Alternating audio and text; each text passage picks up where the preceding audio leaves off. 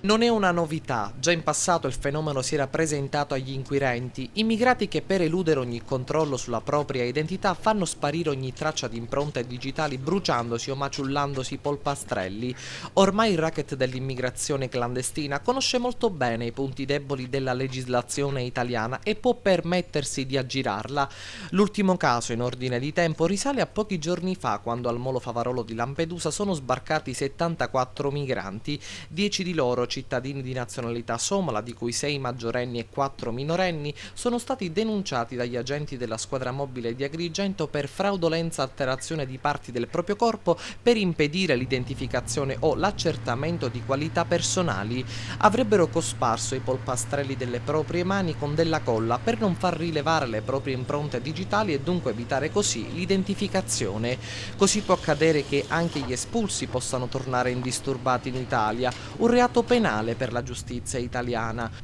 Un fatto non nuovo, come detto, sul quale già gli investigatori hanno dovuto fare i conti. Le informative della polizia sono adesso sul tavolo del pool dei magistrati della Procura di Agrigento, costituito da anni per esaminare reati collegati all'immigrazione clandestina.